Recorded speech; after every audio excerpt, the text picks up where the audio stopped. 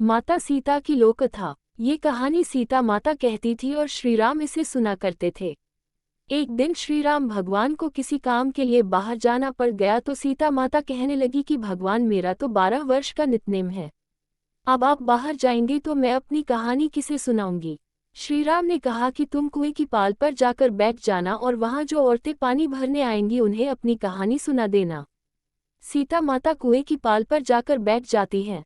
एक स्त्री आई, उसने रेशम की जरी की साड़ी पहन रखी थी और सोने का घड़ा ले रखा था। सीता माता उसे देख कहती है कि बहन मेरा 12 वर्ष का नितनेम सुन लो। पर वह स्त्री बोली कि मैं तुम्हारा नितनेम सुनूंगी तो मुझे घर जाने में देर हो जाएगी और मेरी सास मुझसे लड़ेगी। उसने कहानी नहीं सुनी और चली गई। उसकी रेशम जरी की साड़ी फट गई, सोने का घड़ा मिट्टी के घड़े में बदल गया। सास ने देखा तो पूछा कि ये किसका दोष अपने सिर लेकर आ गई है। बहू ने कहा कि कुएं पर एक औरत बैठी थी, उसने कहानी सुनने के लिए कहा लेकिन मैंने सुनी नहीं जिसका ये फल मिला। बहू की बात सुनकर अगले दिन वही साड़ी और घड़ा लेकर सास कुएं की पाल पर गई। सास को वही माता सीता बैठी मिली तो माता सीता ने कहा कि बहन मेरी कहानी सुन लीजिए। सास बोली कि एक बार छोड़, मैं तो 4 बार कहानी सुन लूंगी। राम आए लक्ष्मण आए देश के पुजारी आए, नितनेम का नेम लाए आओ राम बैठो राम। तपी रसोई जियो राम, माखन मिश्री खाओ राम। दूध बताशा पियो राम, सूत के पलका मोठो राम। शाल दुशाला पोठो राम, शाल दुशाला ओढ़ो राम। जब बोलूं जब राम ही राम, राम सवारे सबके काम। खाली घर भंडार भरेंगे सबका बेड़ा पार करेंगे।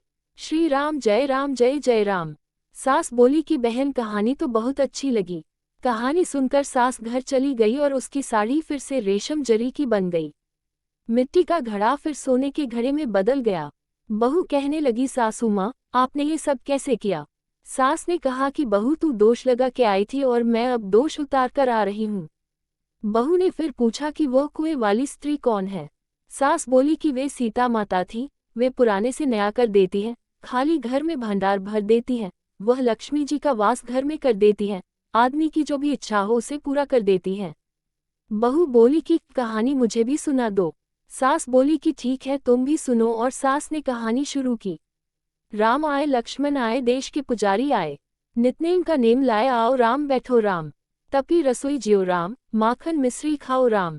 दूध बताशा पियो राम, सूत के पलका मोठो राम। शाल दुशाला पोठो राम, शाल दुशाला ओढ़ो राम। जब बोलूं जब राम ही राम, राम सवारे सबके काम। खाली घर भंडार भरेंगे सबका बेड़ा पार करेंगे। श्री राम जय जय राम। कहानी सुनकर बहू बोली कि कहानी तो बहुत अच्छी है। सास ने कहा कि ठीक है इस कहानी को रोज कहा करेंगे।